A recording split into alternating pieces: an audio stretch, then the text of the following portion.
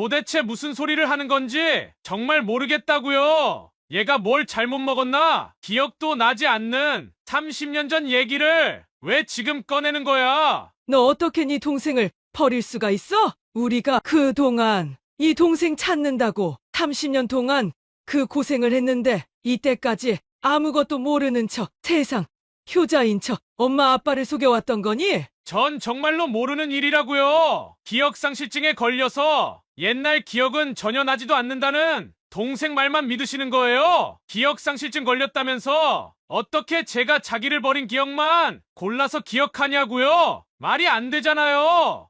형님, 30년 만에 형님 얼굴 보자마자 형님이 절 버렸던 그날의 기억들이 다 돌아왔다고요.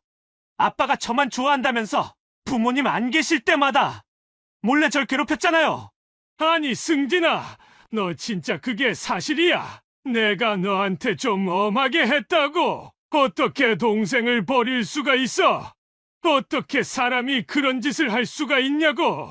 오늘 너 죽고 나 죽자 이리 와. 민재야, 30년 전에 네가 가족들 잃어버린 날 네가 네 말로 사라졌던 거잖아. 빨리 사실대로 얘기해. 왜 30년 전 일인데 굳이 거짓말까지 하면서 형을 곤란하게 만들어? 형님 그만하세요. 저도 이제 조금씩 기억이 돌아오고 있다고요. 형님이 저를 시장에서 버리고 간 그날 이후로 제가 어떻게 살아왔는지 아세요? 양부모님 밑에서 밥도 굶으면서 하루도 안 빠지고 매일같이 두들겨 맞으면서 살았어요.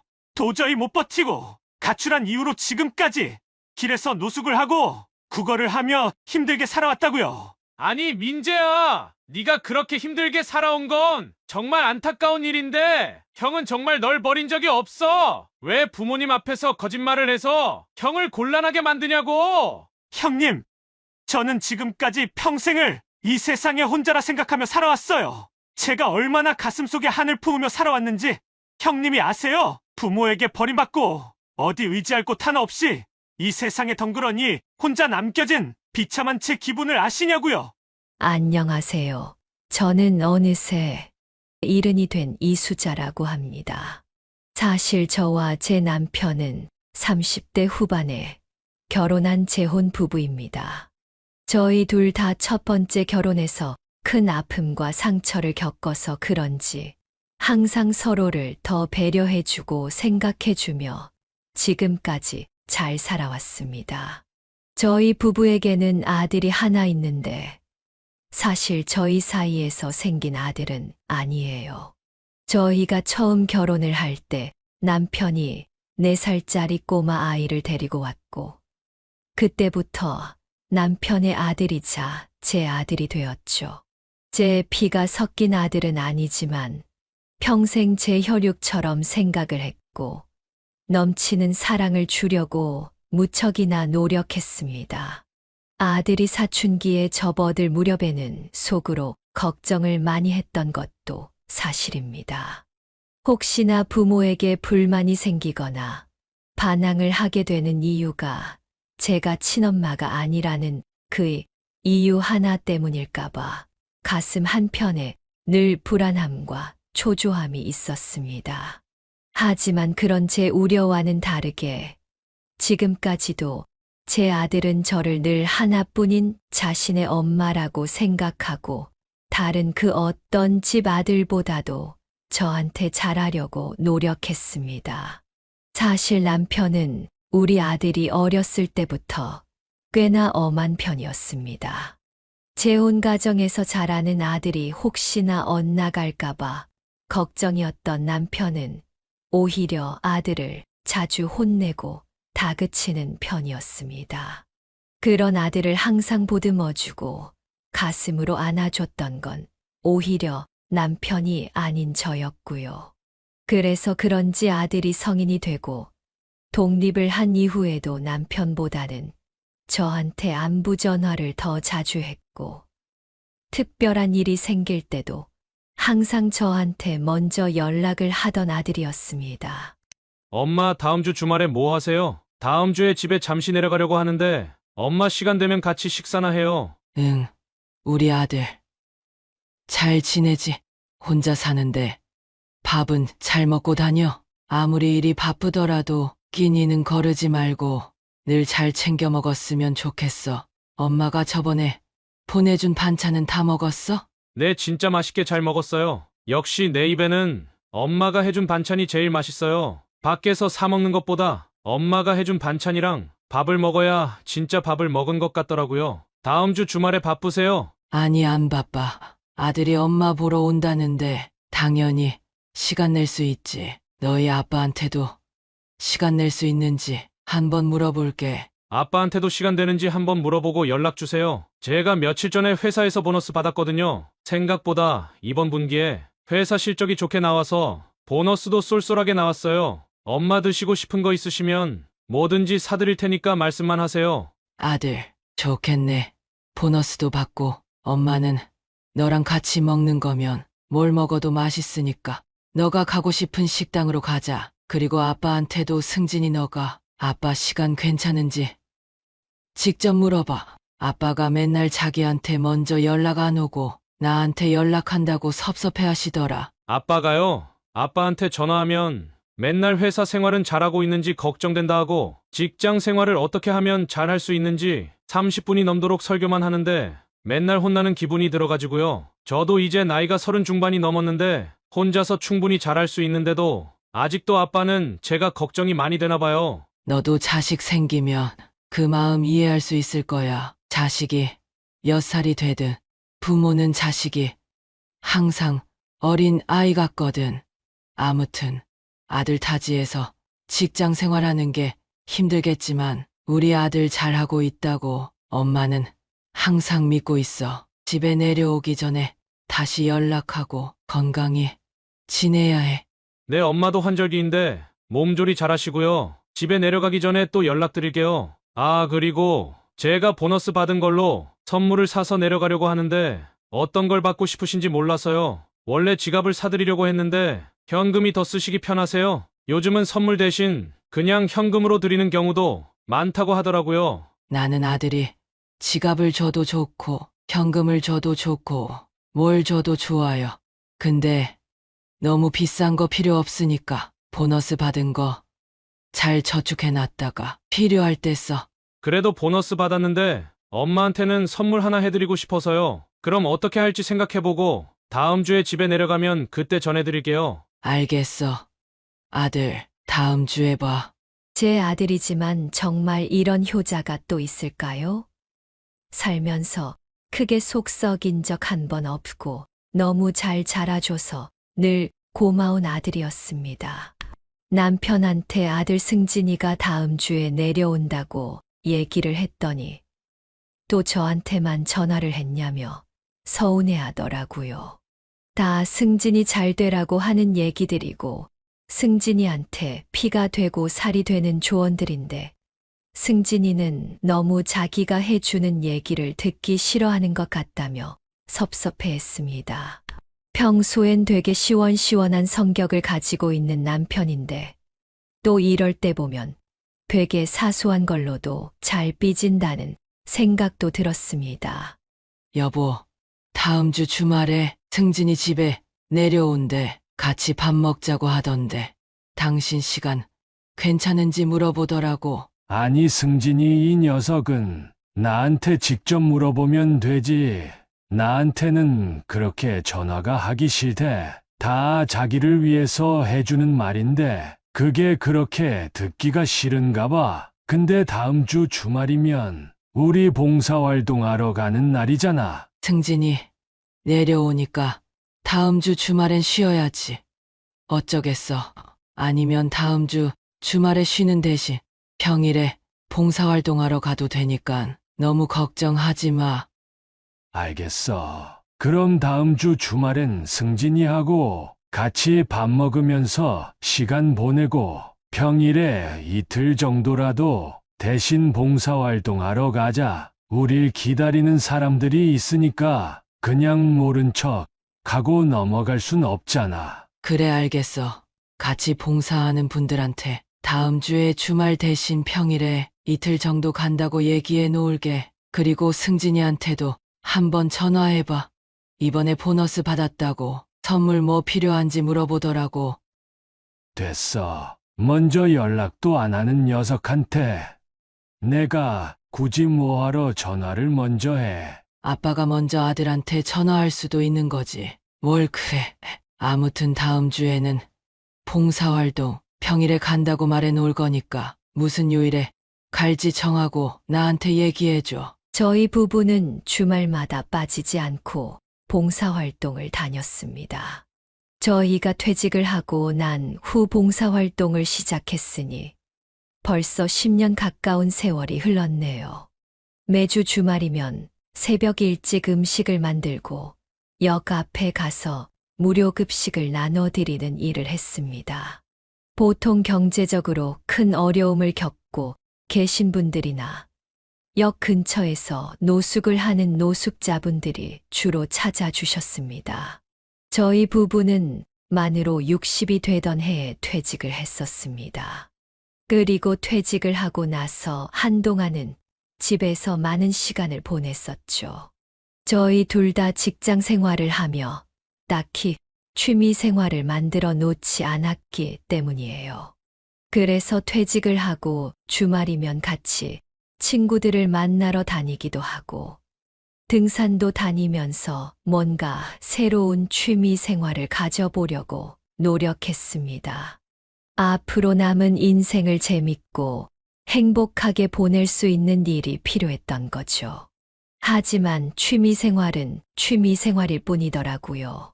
퇴직 후 무료한 시간을 보내고 있던 저희 부부에게 젊었을 때처럼 뭔가 다시 활력을 줄 수 있는 일이 뭐가 있을까 늘 고민을 했습니다.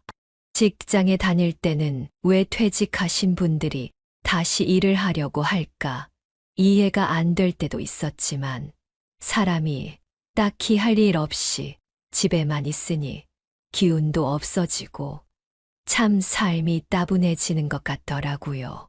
그러던 어느 날 아는 언니를 따라 우연하게 무료 급식 봉사활동을 가게 되었고 그 봉사활동이 저희 부부의 인생에 큰 전환점이 되었습니다.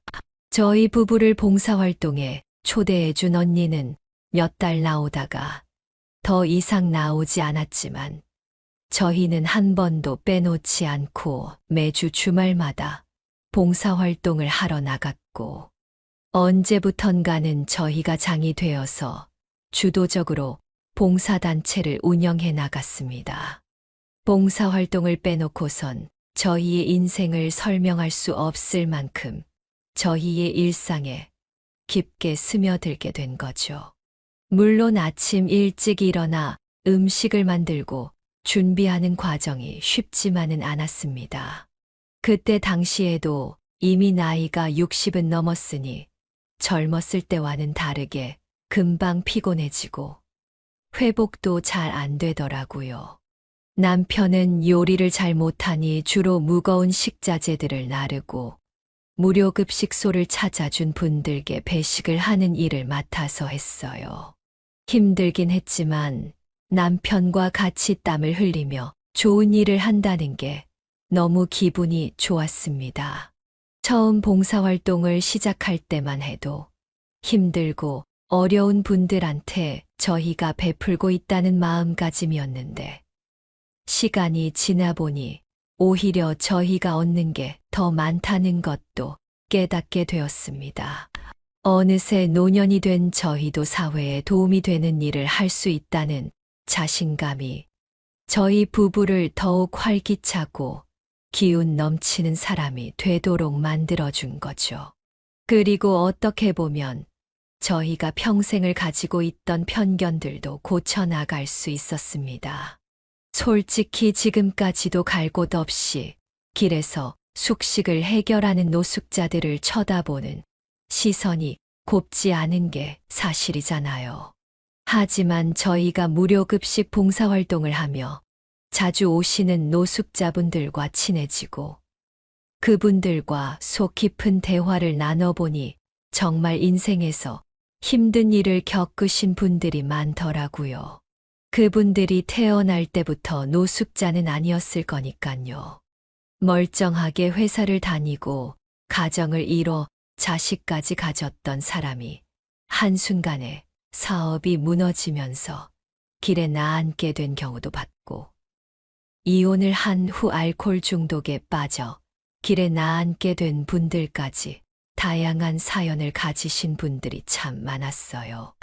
이런 사실들을 알게 되니 그 분들에게 더 힘이 되어드리고 싶었고, 저희 부부가 한 주도 빼먹지 않고 몇 년간 꾸준히 봉사활동을 할 수 있는 계기가 됐습니다. 그리고 무엇보다 저희 부부를 눈물 짓게 만들었던 건 길에서 노숙 생활을 하신 분들이 홀로 서기에 성공해서 일자리도 구하고 작은 단칸방이라도 구한 다음 깔끔히 차려입고 저희한테 고맙다고 인사를 하러 올 때였죠. 선생님 저 기억하세요? 작년 여름까지 이곳에서 지냈던 박영재입니다. 1년 만에 다시 찾아뵙네요. 영재 씨. 어우, 진짜 못 살아보겠다. 사람이 어떻게 이렇게 훤칠해질 수가 있어? 영재야, 정말 오랜만이네. 한동안 안 보여서 너한테 무슨 큰일이라도 생긴 건지 정말 걱정했어. 선생님들도 잘 지내고 계시죠? 저는 요즘 정말 바쁘게 지내고 있어요. 일용직이지만 일자리도 구해서 매일 새벽이면 일을 하러 나가고 일당 받은 것도 조금씩 모으면서 얼마 전에 단칸방도 하나 구했거든요. 제가 이렇게 제 힘으로 세상을 살아갈 수 있게 된 건 모두 선생님들 덕분이에요. 다 영재 씨가 노력한 덕분이지. 우리가 한 게 뭐가 있겠어. 우리는 그냥 주말마다 밥 차려주는 거 밖에 한 게 없는데. 아니에요. 선생님들이 안 계셨다면 저는 아직도 길에서 인생을 낭비하며 허송세월을 보내고 있었을지 몰라요. 아무런 희망도 없이 길에서 인생을 허비하고 있던 저한테는 선생님들이 차려주신 따뜻한 밥 한 그릇이 무엇보다 큰 힘이 되었고 다시 살아갈 수 있는 원동력이 되었거든요. 영재야, 우리가 뭘 바라고 봉사를 하는 건 아니지만 그렇게 생각해주니 너무 고맙다. 너같이 힘을 내서 살아보려는 사람들도 있기 때문에 우리가 힘들지만 지금까지도 계속 봉사활동을 할 수 있는 것 같아. 이렇게 잘된 모습을 보니까 너무 기분 좋고 뿌듯하다.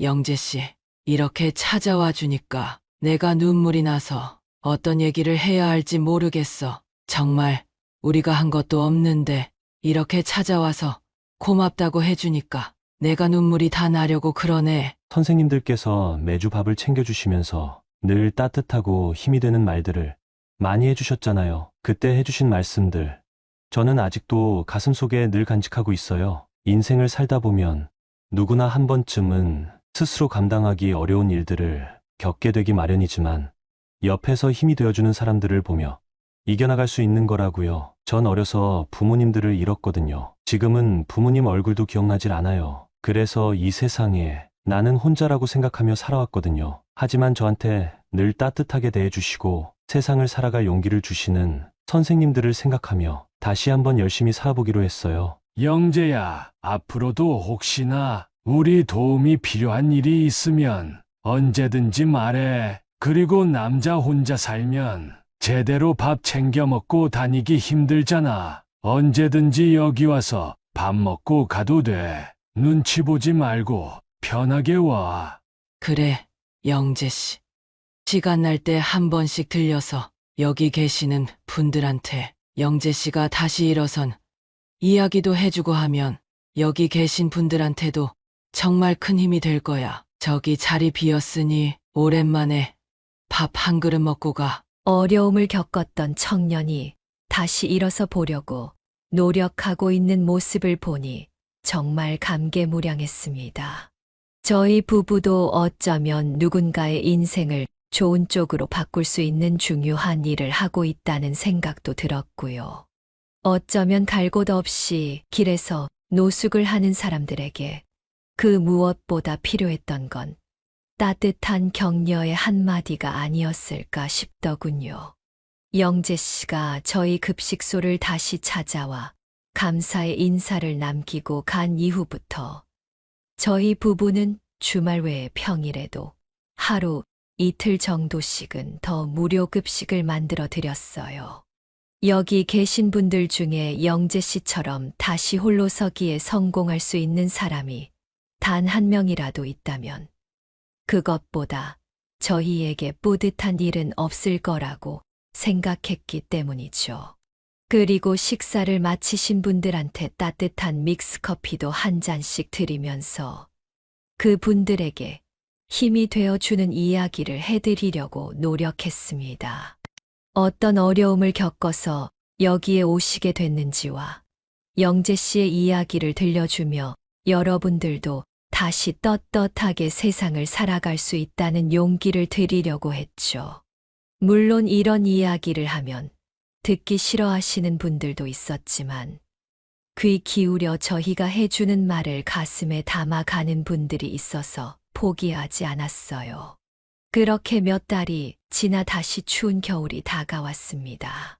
길에서 사시는 분들한테는 겨울이 가장 견디기 어려운 계절입니다. 꽁꽁 얼어붙어 한기마저 나오는 길바닥에서 따뜻한 외투도 없이 겨울을 버티는 건 보통 일이 아니거든요. 입김마저 얼어붙을 것만 같은 몸씨 추웠단 날이에요. 반년 정도 만에 영재 씨가 다시 저희 급식소를 찾아왔습니다. 양손 가득 따뜻한 캔커피들을 사들고 말이에요. 선생님 안녕하세요. 혹시 제가 도와드릴 게 있나 해서 찾아왔어요. 추운 겨울이 되니까 다시 선생님들 생각이 나더라고요. 영재 씨 표정이 더 좋아졌네. 잘 지내고 있지? 손에 들고 있는 건 뭐야? 아, 이거 캔커피예요. 여기 찾아오시는 분들한테 따뜻한 커피라도 한 잔 드리고 싶어서요. 세상에 영재 씨 같은 사람들만 있었으면 참 살기 좋은 세상일 텐데 말이야. 여보, 이리 와봐요. 영재 씨 왔어요. 영재야, 이야. 이젠 못 살아보겠다. 누가, 영재, 너를 길에서 노숙했던 사람이라고 생각이나 하겠어? 아니에요. 요즘도 일이 힘들거나 포기하고 싶어질 때 항상 길에서 노숙할 때를 생각하곤 하거든요. 그리고 제가 좀 부탁드릴 일이 있어서요. 부탁? 무슨 부탁? 우리와 도와줄 수 있는 일이 있으면 뭐든지 도와줄게. 혹시 저도 여기서 선생님들과 같이 봉사활동을 할 수 있을까요? 영재 씨가 도와준다면 우린 너무 고마운데 영재 씨 일 끝나고 주말엔 좀 쉬어야 할 텐데 피곤해서 괜찮겠어? 마음은 너무 고맙지만 무리하는 게 아닌가 싶어서 말이야. 저 이제 그래봐야 30 좀 넘었는 거려 뭘. 선생님들께서 저를 도와주셔서 홀로 서기를 할 수 있었다고 생각하거든요. 저를 이렇게 만들어 주신 것처럼 저도 여기 계신 분들 중 단 한 명이라도 저처럼 다시 세상을 살아갈 수 있게 도와주고 싶어서요. 저도 여기서 노숙을 했던 사람이니까 다른 누군가보다 더 귀감이 될 수 있을 거라고 생각해요. 영재 씨의 그런 마음을 이해한 저희 부부는 흔쾌히 영재 씨를 받아들였고 매주 주말마다 같이 봉사활동을 하게 됐습니다.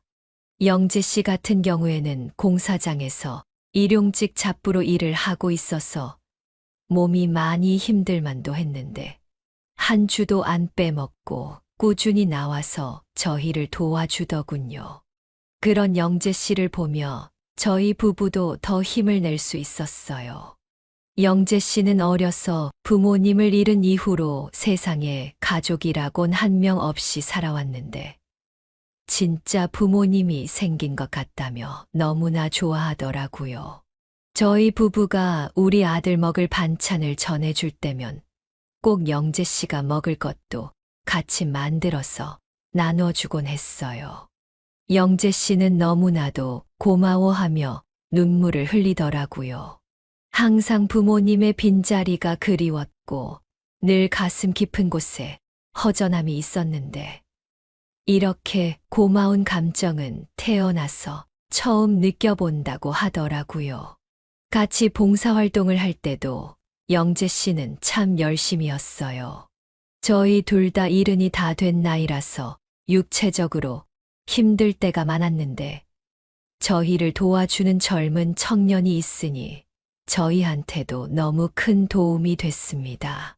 그러던 어느 일요일 저녁쯤이었습니다. 아침 일찍부터 시작한 봉사활동을 마치고 집에 들어갈 무렵이었어요. 저희는 영재 씨한테 다음 주 주말엔 봉사활동을 못할 것 같으니 다음 주엔 안 나와도 된다고 전해줬습니다. 혹시 저희한테 무슨 일이라도 생긴 건지 물어보더군요. 특별한 일이 아니면 봉사활동을 빼먹지 않는다는 걸 알았기에 저희가 걱정이 된 거였습니다. 혹시 무슨 일이 생기신 건 아니시죠? 혹시나 걱정이 돼서요. 아니야. 다른 일은 아니고 우리 남편이랑 내가 몇십 년 전부터 꾸준히 해오던 게 있어서 그래. 봉사활동 시작하기 전에는 매주 주말마다 했었는데 이제는 나이도 들고 세월도 많이 지나서 두세 달에 한 번씩만 하거든. 무슨 일이길래 그렇게 꾸준히 하세요? 무료급식 말고 다른 봉사활동도 하시는 거예요? 아니, 사실은 30년 전쯤에 우리가 잃어버린 자식이 하나 있어서 어떻게든 찾아보려고 현수막도 걸고 전단지도 나눠드리고 하거든. 근데 이젠 세월이 많이 지나서 찾기 어렵다는 건 알지만 진짜 혹시나 기적이 일어날까봐 아직도 두세 달에 한 번씩은 꾸준히 잃어버린 우리 아이를 찾고 있어. 어머니 진작 말씀하시지 그랬어요. 저도 같이 도와드릴게요. 제가 두 분한테 받은 은혜가 있는데 그 정도는 해야죠. 아니야, 마음만 받을게. 이건 봉사활동도 아니고 어디까지나 우리 부부의 개인적인 일인데 영재 씨를 그냥 부려먹을 순 없는 거잖아. 두 분께서 저한테 해주신 게 있는데 제가 그 정도도 못하겠어요? 두 분이 저 혼자 산다고 반찬도 만들어주시고 저 데리고 가서 맛있는 소고기도 사주시고 했는데 이럴 때 제가 모른 척 할 수는 없죠. 근데 영재 씨가 가도 크게 할 일은 없어. 그냥 현수막 걸고 길에서 전단지 나눠주고 하는 일이거든. 우리 남편이랑 나랑 둘이서 충분히 할 수 있어. 그럼 제가 운전이라도 해드리면 되니까 꼭 불러주세요. 그리고 저도 부모님을 잃어버린 슬픔이 있어서요.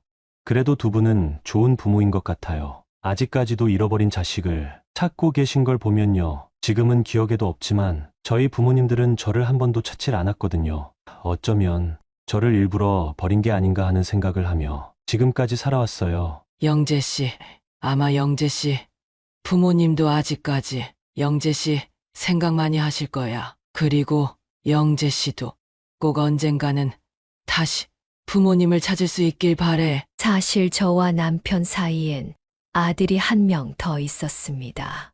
30년도 더 지난 얘기지만요. 제가 지금 남편과 재혼을 했을 때 남편은 전처와의 사이에서 태어난 승진이를 데리고 왔었고 저는 전 남편과의 사이에서 태어난 민재를 데리고 왔었거든요. 민재가 승진이보다 2살 어렸기에 승진이가 첫째였고 민재가 둘째였죠. 제가 승진이한테 친모 이상의 사랑을 주려고 노력한 만큼 저희 남편도 민재한테 정말 잘했어요.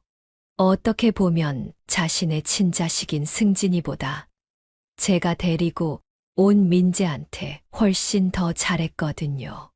남편이 승진이한테 되게 엄하게 대했고 지금도 그렇다고 말씀드렸었잖아요. 그래서 승진이가 남편하고 전화 통화하는 것도 불편하게 생각할 정도라고요. 그 이유가 뭐냐면 남편은 늘 자신이 자기도 모르게 승진이를 편애하고 민재를 차별할까봐 늘 걱정됐었고 조심스러웠다고 합니다.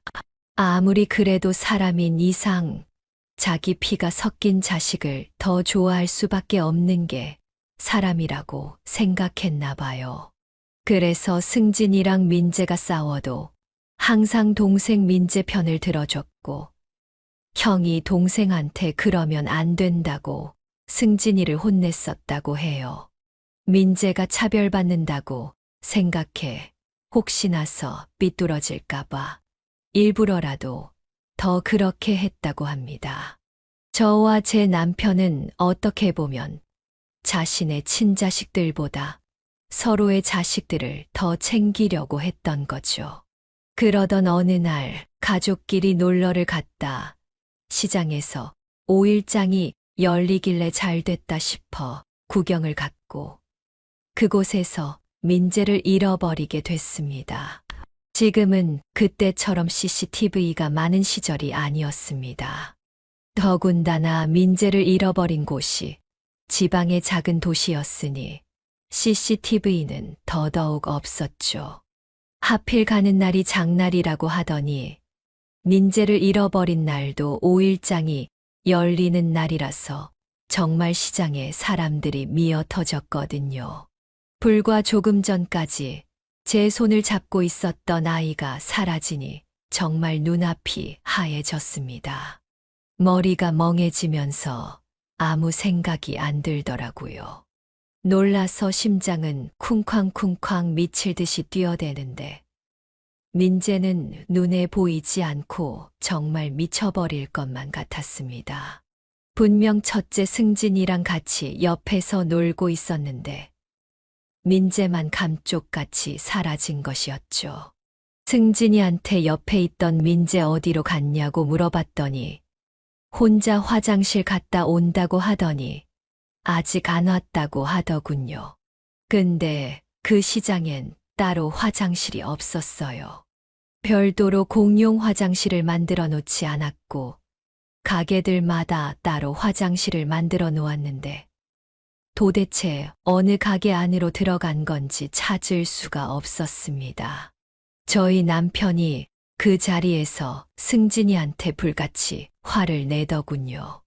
형이 돼가지고 동생이 화장실 간다고 하면 같이 따라가 줘야지.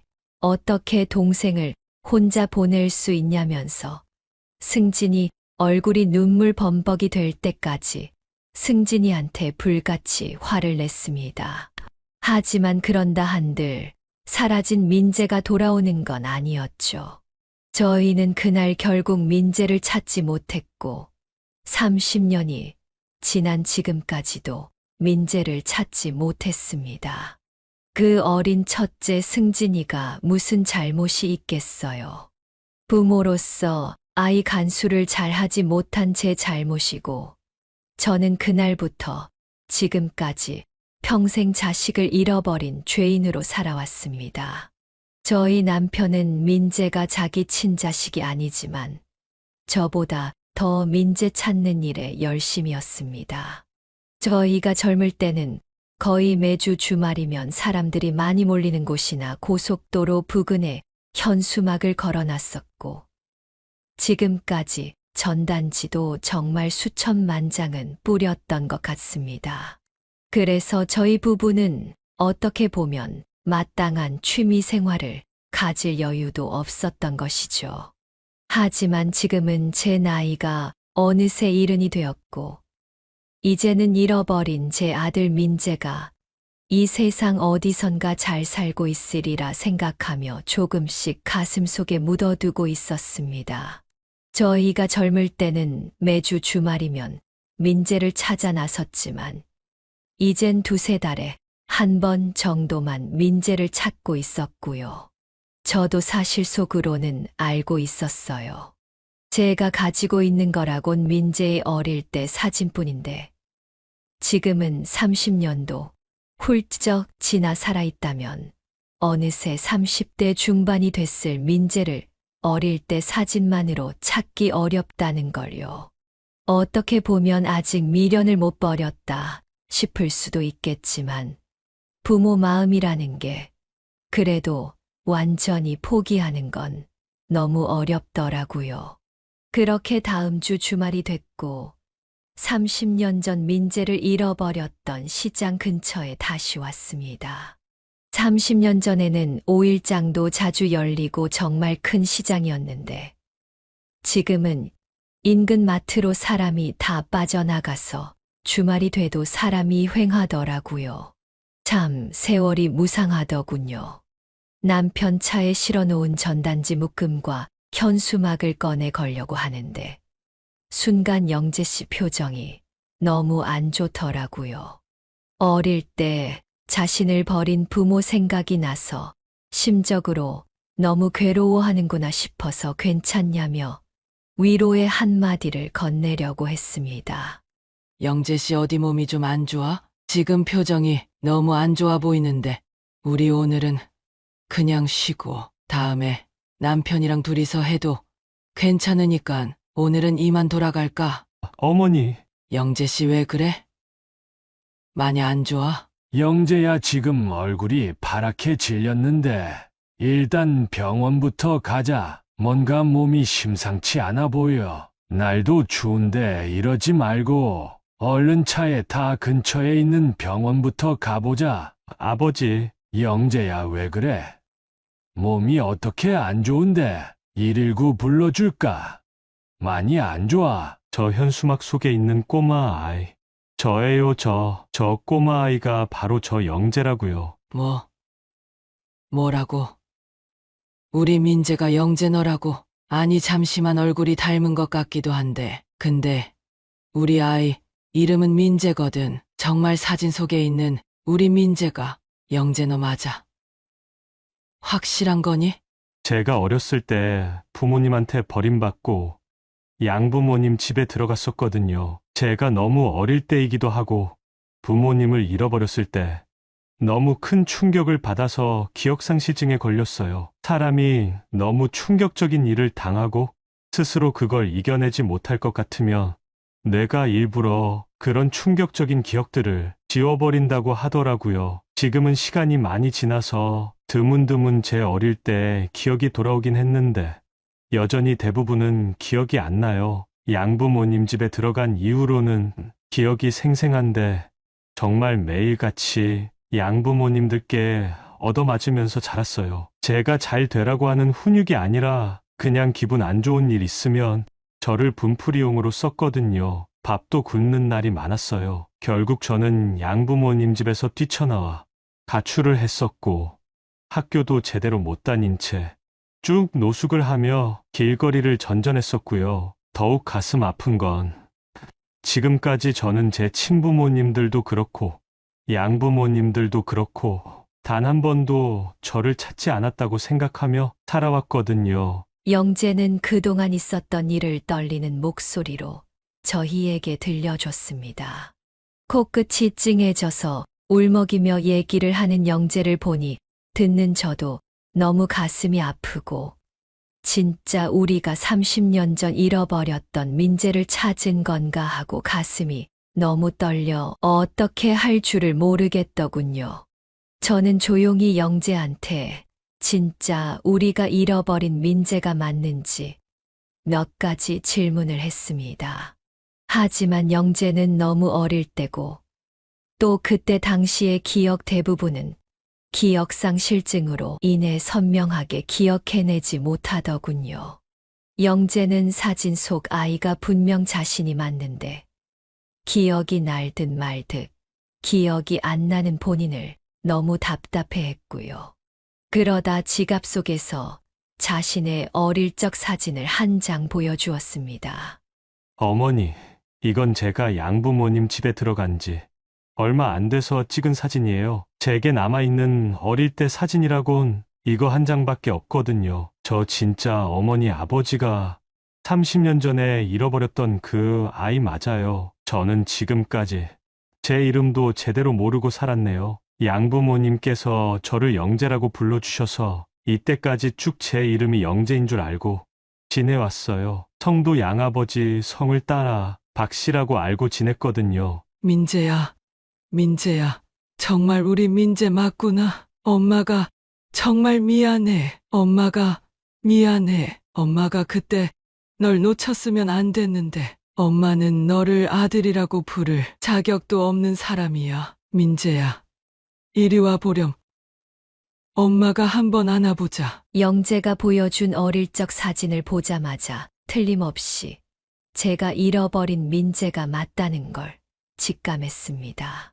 제가 민재를 잃어버리고 한 1~2년쯤 있다 찍은 사진인 것 같은데 틀림없는 우리 민재였죠. 저희 남편도 눈물을 같이 흘리며 조용히 제 손을 잡아주더군요. 저는 엉엉 울며 저희 민재를 안았고 자신의 혈육도 아닌데 30년 넘게 열심히 민재 찾는 걸 도와준 저희 남편도 안았습니다. 그리고 혹시 민재한테 허벅지를 한번 보여줄 수 있냐고 물어봤습니다. 어릴 때 뜨거운 물에 데여 화상을 입은 흉터가 허벅지에 남아있을 거거든요. 민재는 고개를 끄덕이며 왼쪽 허벅지에 아직도 선명히 남아있는 화상 흉터를 보여줬습니다. 마치 그 흉터는 민재를 잃어버린 이후 제 가슴 속에 새겨진 흉터 같더군요. 그렇게 저희 부부는 30년 만에 기적적으로 잃어버린 아들 민재를 다시 찾았습니다. 민재 입장에서는 친부모라 생각하고 따랐던 자원봉사 선생님들이 알고 보니 자신의 진짜 친부모였던 거였죠. 그리고 굳은 마음으로 노숙자를 벗어나 떳떳한 사회인이 되어가는 모습을 보며 자식처럼 생각했던 영재가 알고 보니 진짜 잃어버렸던 우리 아들 민재였던 거고요. 민재를 다시 찾은 이후 매일같이 민재와 시간을 보냈습니다. 부모를 잃어버렸던 그날이 너무 끔찍했던 민재는 본의 아니게 기억상실증에 걸려 어릴 적 저희와 함께했던 시간들을 대부분 기억하지 못했지만 조금씩 생각을 더듬어가며 기억을 찾아보려 노력하더군요. 특히 지금은 이사를 갔지만 민재가 어릴 적 같이 살았던 옛날 집 앞으로 가니 그제서야 하나씩 기억이 난다는 듯 잊고 있었던 기억들을 하나씩 들려주더군요. 제가 민재를 데리고 지금 남편과 재혼을 했던 사실과 남편이 민재에게 장난감을 사줬던 기억, 그리고 저희가 자신을 참 아껴줬던 기억들을 흐릿하게나마 다시 기억하기 시작했습니다. 하지만 자신한테 형이 한 명 있다는 사실은 기억하지 못하더라고요. 그때 승진이도 많이 어렸을 때지만 그래도 민재를 참 잘 챙겼다고 생각했었는데 아직은 기억해내질 못하는 것 같아 조금 아쉽기도 했어요. 남자 형제들이 다 그렇듯 싸우기도 많이 싸웠지만 서로 참 잘 지냈다고 생각했었거든요. 하지만 드디어 민재를 찾았고 민재가 어릴 때 기억을 조금씩이나마 기억해내는 것만으로도 너무 감사한 일이라 생각했습니다. 첫째 승진이한테도 엄마랑 아빠가 드디어 잃어버렸던 동생 민재를 찾았다고 하니 승진이도 정말 뛸 듯이 기뻐하더라고요. 전화기에 대고 기뻐서 환호성을 지르는데 저보다도 더 기뻐하는 승진이를 보니 너무 행복했습니다. 당장 이번 주말에 동생을 만나러 내려오겠다고 하더군요. 주말이 돼서 승진이도 집에 내려왔고 넷이서 같이 저녁 식사를 하기로 했습니다. 그리고 첫째 승진이가 타지에서 회사 생활을 하니까 원래 승진이가 썼던 방이 비어 있었거든요.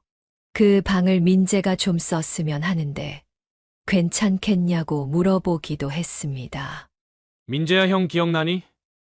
나야 나, 너희 형 최승진. 부모님께서 널 얼마나 찾으셨는데 이제야 나타난 거니? 앞으로 형이 정말 잘해줄게. 지금까지는 우리가 떨어져 지내왔지만 앞으론 진짜 잘 지내보자. 형님, 저도 잘 부탁드려요. 앞으로 부모님도 잘 모시고 형님한테도 좋은 동생이 될게요. 본가에 있는 형이 쓰던 방 얼마든지 너가 써도 되고, 앞으로 공부를 하고 싶다거나 자격증을 따고 더 좋은 직장에 취업하고 싶으면 형이 얼마든지 도와줄게. 학원비도 형이 내주고 취업 준비는 어떻게 해야 하는지 하나부터 10까지 다 알려줄 테니까 같이 열심히 살아보자. 살면서 먹고 살 걱정은 안 할 수 있게 형이 최대한 도와줄게. 형님 정말 감사합니다. 늦었지만 정말 세상 누구보다 열심히 살아볼게요. 정말 감사드려요. 그날 저녁 식사 자리를 끝내고 승진이가 민재를 데리고 백화점에 갔습니다. 30년 만에 동생을 만나게 된 기념으로 형으로서 동생에게 양복 한 벌을 맞춰주고 싶다더군요. 민재는 부담스럽다며 처음엔 사양을 했지만 형이 동생에게 주는 선물이니 부담 가지지 말고 받아줬으면 좋겠다는 승진이의 말에 민재도 더는 거절을 못하고 승진이를 따라 나섰습니다. 밤 늦은 시간 민재가 양복을 빼입고 집에 들어왔습니다. 정말 내 아들이긴 하지만 너무 말끔하게 잘생겼더라고요. 그리고 동생을 생각해서 양복까지 맞춰주는 승진이가 너무 기특했습니다.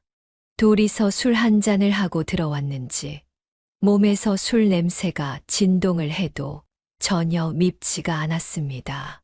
형제지간에 정말 오랜 세월이 흐르고 드디어 만나서 둘이서 술도 한잔하는 모습을 보니 정말 죽어도 여한이 없을 것 같다는 생각이 들 정도로 세상 부러울 게 없더군요.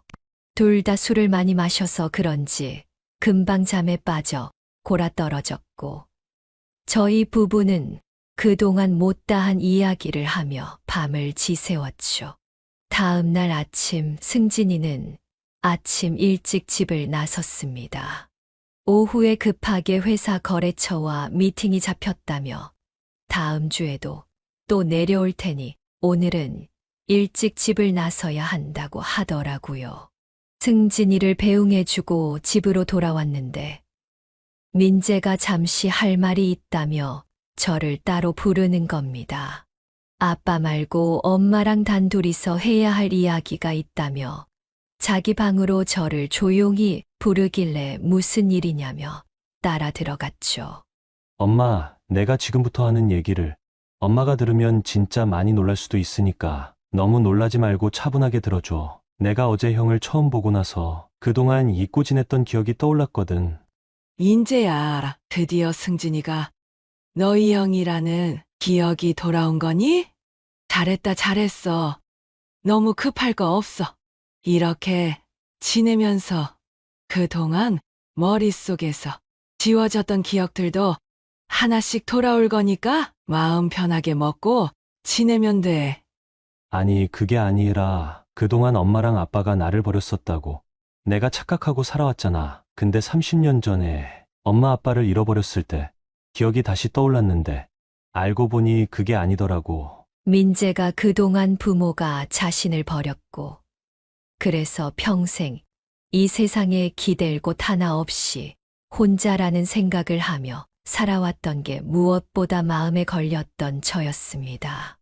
그래서 민재가 기억이 조금씩 돌아와서 그간 가지고 있던 큰 오해를 드디어 풀 수 있구나 싶어 너무나도 기뻤죠.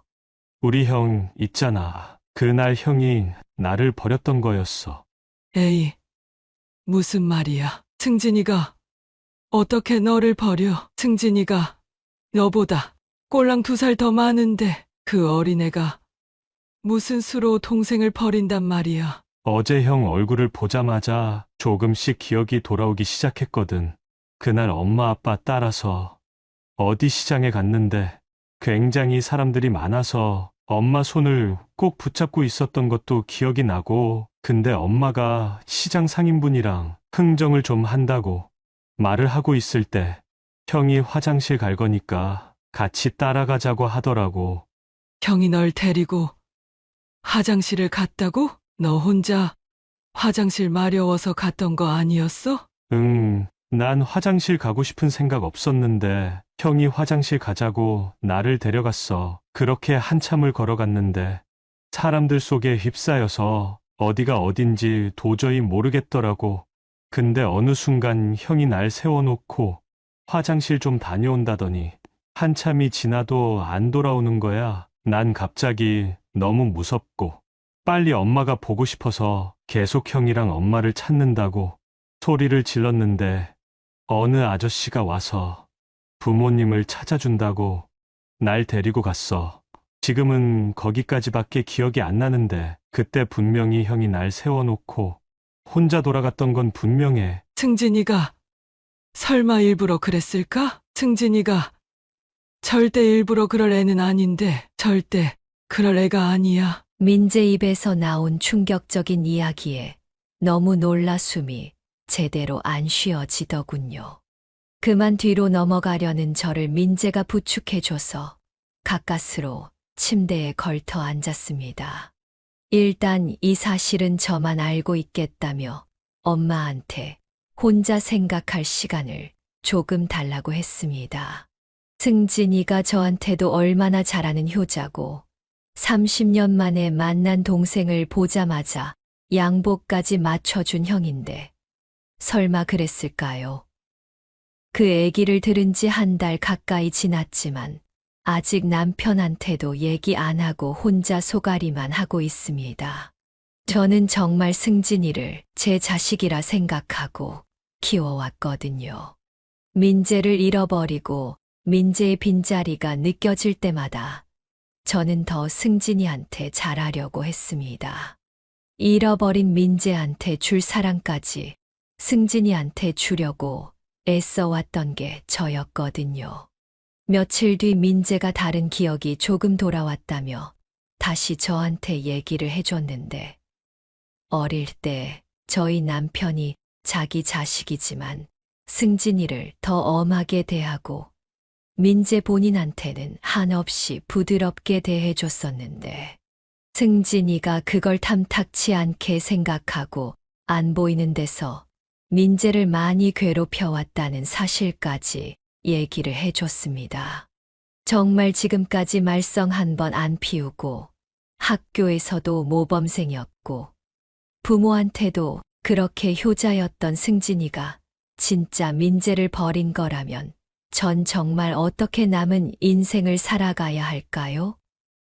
가장 큰 배신을 내가 누구보다 많은 사랑을 줬던 승진이한테 당할 줄이야. 정말 상상도 못했던 일입니다. 한편으로는 민재의 기억이 잘못됐을 수도 있겠다는 생각을 하기도 합니다. 요즘 저는 30년 만에야 드디어 가족들이 다 모이게 됐는데 제가 어떤 행동을 취해야 하나 너무 큰 고민에 빠져 있습니다. 민재 말대로 첫째 승진이가 둘째 민재를 질투해서 민재를 버린 거라고 생각해야 하나요? 아니면 오래전 일을 둘째 민재가 잘못 기억하고 있는 거라고 생각해야 할까요? 그것도 아니면 그냥 모든 걸 가슴속에 묻어두고 진실이야 어떻게 됐든 앞으로 우리 가족 4명이 더 행복하게 지낼 방법만 찾으면 되는 걸까요? 제가 이렇게 사연을 제보하게 된 것도 제 질문에 답을 해주실 분들이 있을 것 같아서입니다. 이 유튜브 채널을 보니 많은 분들이 댓글로 자기 생각들을 적어주시더라고요. 인생의 다양한 굴곡과 사연들을 겪으신 경험 많은 분들의 다양한 생각이 궁금합니다. 댓글로 한 번씩 제가 어떻게 행동하는 게 맞는 건지 의견을 남겨주신다면 저한테 정말 큰 도움이 될 것 같습니다.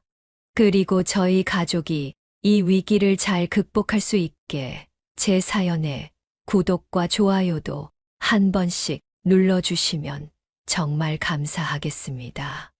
얼마나 많은 분들이 제게 위로를 해주고 힘을 실어주시는지 직접 확인을 해보고 싶어서요. 모두 제가 부디 현명하게 우리 가정에 닥친 위기를 잘 극복할 수 있도록 기도 한 번씩 해주시길 바라며 제 사연은 여기서 마치겠습니다. 감사합니다.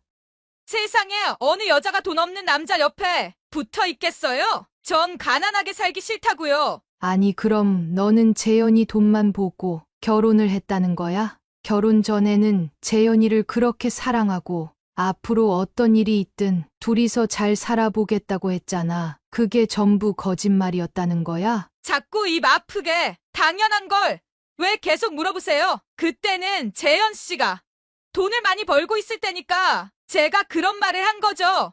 제가 재현 씨 능력 보고 결혼 결심한 게 뭐가 문제라는 거예요? 솔직한 말로 재현 씨가 잘생기기를 했어요. 키가 크기를 해요. 그때 돈이라도 있었으니까 저랑 결혼을 한 거죠. 그래도 부부가 살면서 힘든 일이 있으면 서로 힘이 되어줘야지.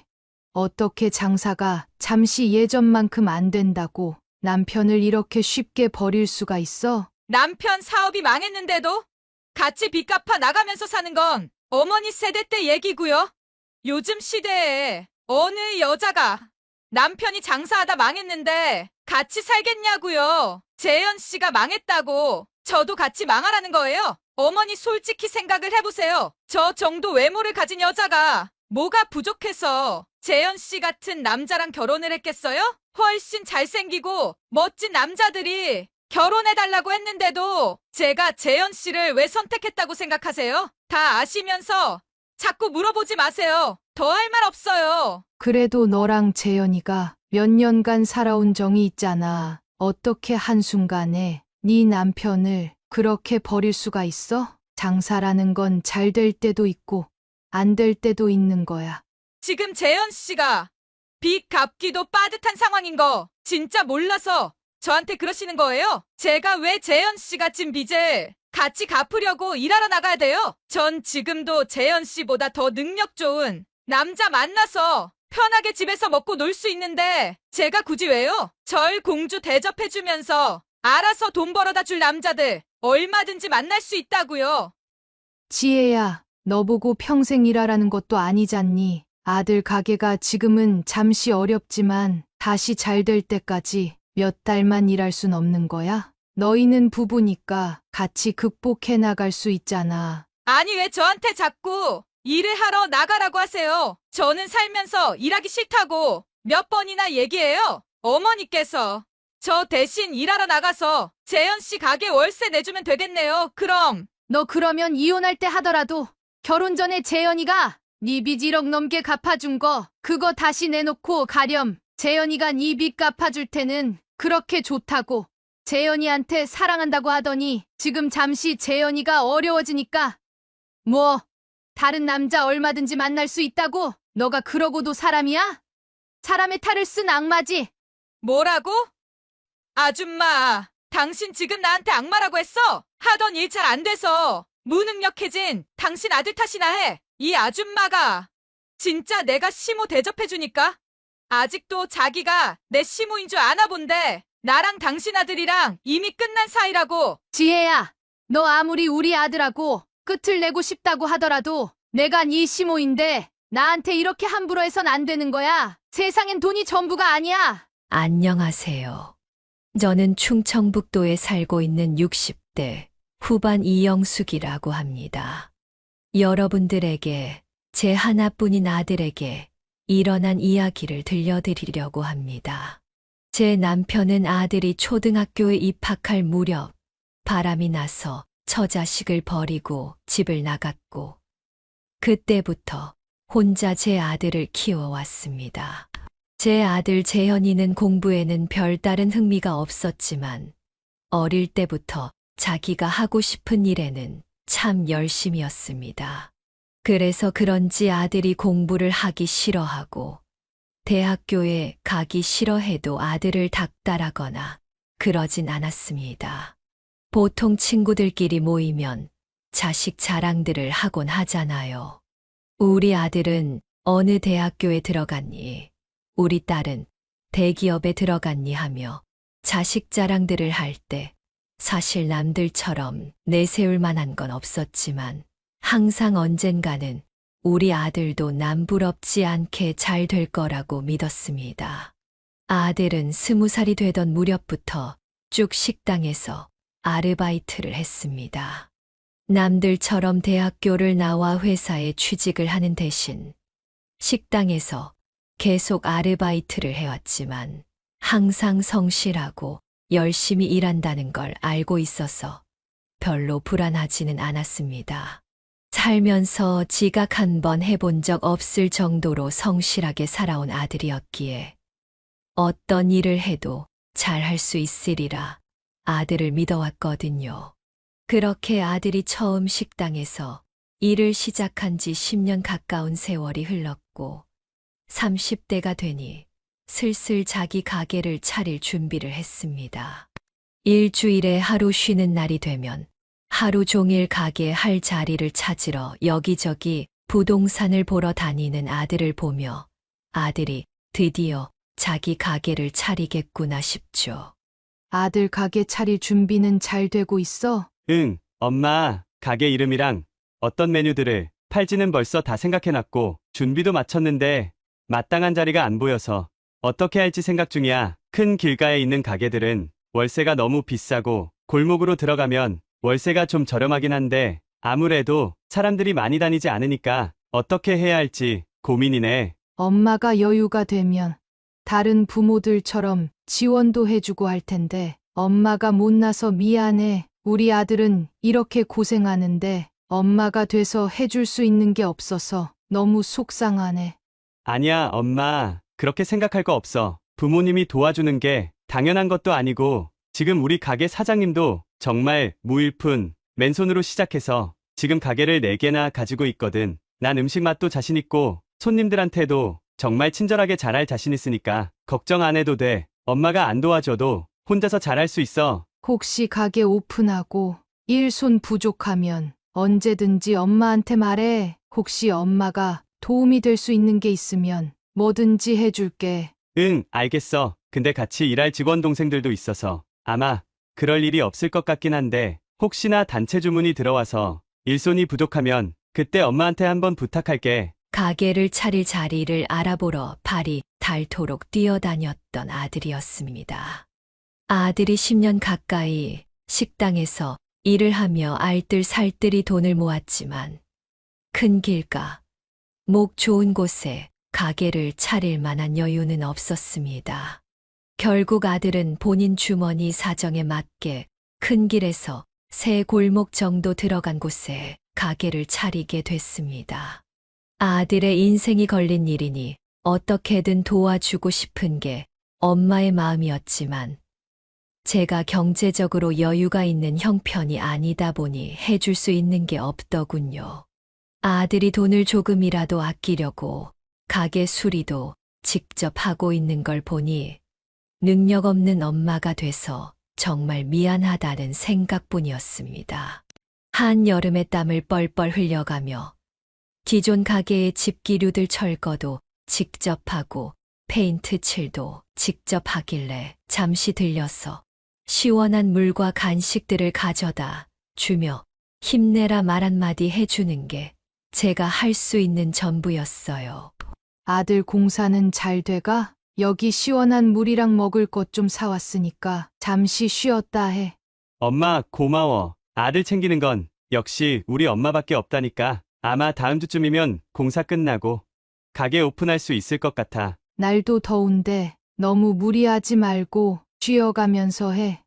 너무 열심히 하다 건강 잃으면 아무 소용 없잖아. 그리고 혼자서 하기 어려운 거 있으면 억지로 하지 말고 기술자분들도 좀 불러가면서 하고 엄마가 많이는 못 도와줘도 그 정도는 도와줄게. 아니야, 어제 목수 아저씨가 와서 어려운 작업들은 다 해주고 가셨어. 이제 내가 조금씩 마무리만 하면 돼. 그래? 너무 위험해 보이는 건 직접 하려고 하지 말고 꼭 전문가분들 불러서 하고 혹시 엄마 도움 필요한 거 있으면 꼭 얘기해줘. 응, 알겠어, 엄마. 조심해서 할 테니까 걱정 안 해도 돼. 여기 아직 에어컨이 안 나와서 많이 더울 텐데 얼른 들어가. 알겠어, 아들. 항상 열심히 살아줘서 엄마가 너무 고마워. 몸 조심하고. 이따 집에서 봐. 장사할 가게를 수리하고 꾸미는데 드는 돈을 조금이라도 아껴보려고 땀 뻘뻘 흘려가며 아둥바둥 애쓰는 아들을 보니 가슴이 미어졌습니다. 세상을 살며 돈이 전부는 아니지만 한 해 두 해 나이를 먹어가다 보니 살면서 어느 정도 돈은 있어야 하구나 깨닫게 됐죠. 돈 버는 재주가 없는 엄마를 만나 저렇게 고생하는 아들을 보니 엄마로서 너무 미안하더라고요. 그리고 드디어 기다리고 기다리던 가게 오픈 날이 됐습니다. 하지만 오픈 첫날에 아들 친구들이 몇 명 왔다간 이후로는 좀처럼 손님들이 오지 않았습니다. 자신의 모든 걸 쏟아부은 가게가 생각처럼 잘 되지 않자 아들은 티는 안 냈지만 내심 실망한 게 보였습니다. 제 앞에선 일부러 더 기운 넘치는 척 힘을 내보려고 했던 아들이지만 엄마 눈에는 아들 표정 속에서 숨길 수 없는 실망감이 보였습니다. 어떻게든 아들을 도와주고 싶어 제가 직접 길을 지나다니는 분들에게 하루 종일 전단지를 드렸고, 근처 아파트들을 돌아다니며 현관문 앞에도 전단지를 붙였어요. 하루도 안 쉬고 꼬박 2달 정도를 그렇게 했습니다. 물론 제 덕분은 아니겠지만 조금씩 아들 가게에 손님들이 찾아와 주시더군요. 아들이 요리를 잘하고 손님분들에게 서비스도 잘 챙겨주면서 싹싹하게 잘하니 한 번 오신 분들은 꼭 다시 한 번 방문해 주셨습니다. 우리 아들 가게에 찾아와 주시는 분들께 정말 진심으로 고맙더라고요. 자기 자신한테 좋은 일이 일어나는 것보다 아들이 잘 되는 걸 바라는 게 모든 부모의 마음이잖아요. 조금씩 아들 얼굴이 밝아지고 활력이 생기는 걸 보고 있으니 제 마음 속에 있던 근심 걱정들도 같이 사라지는 것만 같았습니다. 그렇게 저희 아들 가게는 처음부터 대박이 나진 않았지만 조금씩 입소문을 타고 천천히 성장해 나갔습니다. 가게를 오픈하고 몇 년이 지나니 우리 동네에서는 어느 정도 이름난 가게가 되었고 항상 손님들로 북적였습니다. 아침 일찍 가게를 준비하러 나가면 피곤할 만도 할 텐데 항상 힘이 넘치는 아들을 볼 때마다 20살 때부터 지금까지 고생만 했던 아들이 드디어 보상을 받는 것 같아 너무나도 기뻤습니다. 제가 종교는 없지만 정말 신에게 감사하다는 표현을 이럴 때 쓰는구나 싶었죠. 그리고 경제적으로 어느 정도 안정이 되니 저희 아들도 결혼을 하게 됐습니다. 며느리를 처음 봤을 때 같은 여자가 봐도 참 예쁘다는 생각이 들었습니다. 저희 아들이 푹 빠진 게 이해가 되는 외모였어요. 하지만 얼굴이 밥 먹여주냐는 말이 있잖아요. 며느리가 일을 하고 있는 것도 아니었고, 그렇다고 학교를 다니며 공부를 하고 있는 것도 아니었어요. 그냥 집에서 놀고 있었는데, 지금까지 어떤 일을 해봤냐고 물어보니 별 대답을 못 하더라고요.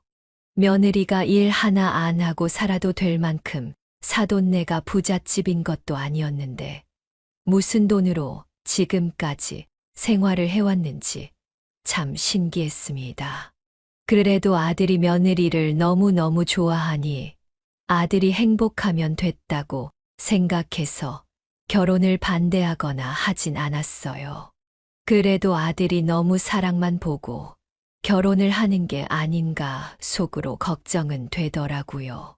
물론 상대의 조건만 따지고 속물처럼 결혼 상대방을 고르면 안 되겠지만 너무 사랑하는 감정만으로 결혼을 성급하게 하는 게 아닌가 싶은 생각이 들더라고요.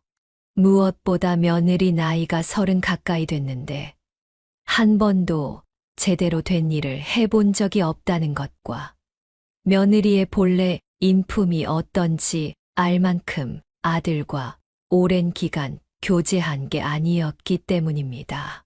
그러던 어느 날이었습니다. 아들이 급하게 전화가 와서 3일 정도 가게 일을 도와줄 수 있는지 저한테 물어보더군요. 알고 보니 가게에서 일하는 직원 동생의 부모님께서 갑자기 돌아가셔서 급하게 일을 도와줄 사람이 필요하다더라고요. 부랴부랴 아들 가게로 뛰어가 밀려드는 손님분들을 상대하고 있는데, 아니 며느리가 글쎄 인상을 쓰며 테이블에 떡하니 앉아만 있더라고요. 아니, 지혜야.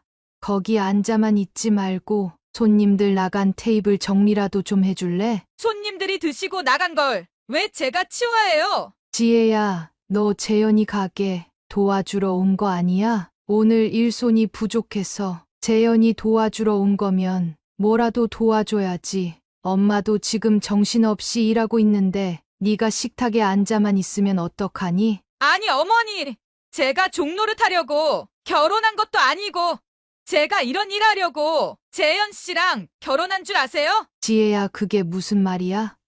종노릇이라니? 너희 남편 가게가 바빠서 난리가 났으면 네가 도와주는 게 당연한 거 아니야? 다른 사람 가게도 아니고 너희 남편 가게잖니? 다른 사람이 먹고 간 그릇 같은 거 만지기도 싫다고요. 재현 씨 가게면 재현 씨가 알아서 해야지. 왜 저보고 굳이 여기까지 와서 도와달라는지 이해가 안 간다고요. 지혜야, 너가 지금 다른 바쁜 일이 있는 것도 아니고 어차피 집에서 쉬다가 나온 거잖아. 매일 같이 일하라고 하는 것도 아니고 직원 동생이 모친상 당해서 가게에 당장 일할 사람이 없으니 며칠간만 좀 도와달라는데 그게 그렇게 싫니? 당장 일할 사람이 없으면 재현 씨가 일할 사람을 어떻게든 찾아서 구해야죠. 전 이런 일 하기도 싫고 해본 적도 없다고요.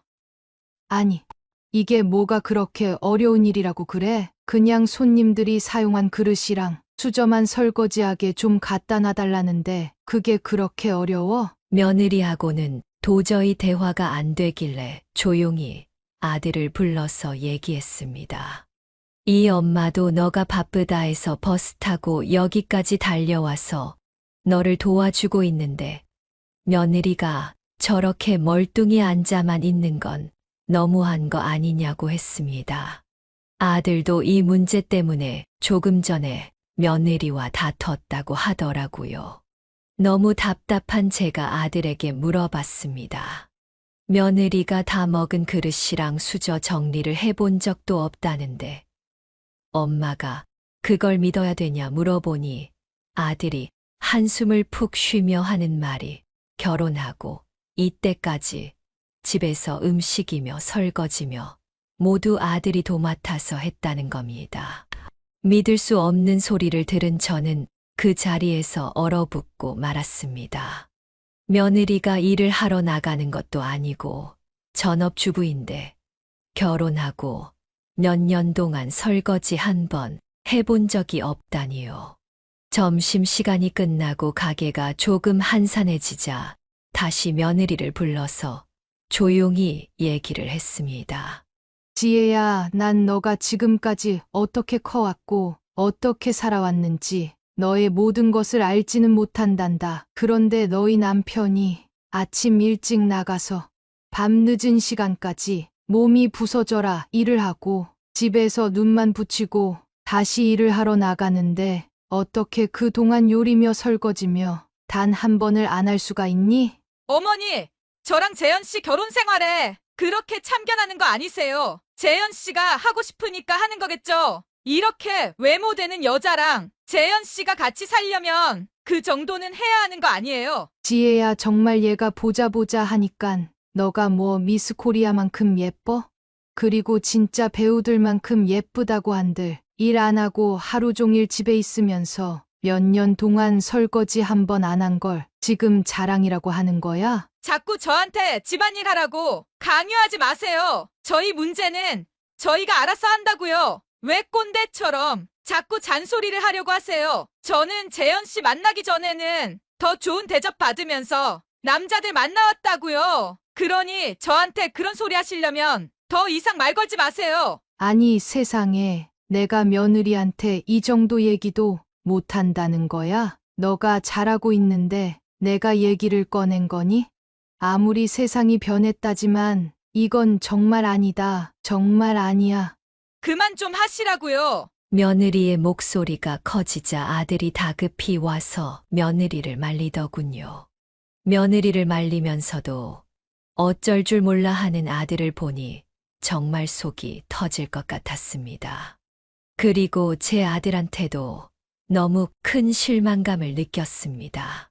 평소에 자기 집에서야 둘이 어떻게 지내든 간에 오늘은 제가 아들 가게를 도와주러 왔고 자기 엄마가 숨도 제대로 못 쉴 만큼 바쁘게 일을 하고 있는데 테이블에 멍하니 앉아있는 며느리를 보고도 어떻게 가만히 있을 수가 있나요? 이럴 거면 너가 아무리 바빠도 엄마는 더 이상 너희 가게를 도와줄 수 없다고 말하고 곧장 집으로 돌아왔습니다. 저녁쯤 아들이 몇 차례 전화가 오긴 했지만 너무 며느리한테 화도 나고 아들한테도 실망해서 전화를 받지 않았어요. 그날 이후로 1년이 넘도록 며느리와는 어떤 연락도 주고받지 않았습니다. 보통 일반적인 며느리라면 자기가 잘못한 것 같다고 죄송하다고 전화라도 한 통 오지 않았을까요? 저희 며느리는 어떻게 된 게 제가 먼저 연락을 안 한다고 본인도 1년이 넘게 연락 한 통이 없더라고요. 아들하고 가끔씩 저녁 식사를 할 때도 며느리는 자리에 나타나지 않았습니다. 아들한테도 며느리가 어떻게 지내는지 굳이 물어보지 않았어요. 며느리가 변했을 거라고 기대도 안 했거든요. 그렇게 1년쯤 지난 어느 날, 아들이 미리 말도 없이 갑작스레 저희 집에 찾아왔습니다. 당연히 아들이 집에 찾아오는 게 반갑긴 반가웠지만 미리 찾아오겠다는 말 없이 밤 늦은 시간 갑자기 찾아오니 아들한테 무슨 일이 생겼나 걱정이 되더라고요.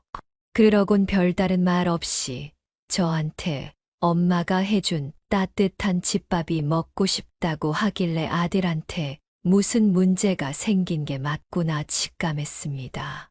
걱정이 돼서 아들 얼굴을 자세히 살펴보니 눈가에 눈물 자국이 있더라고요.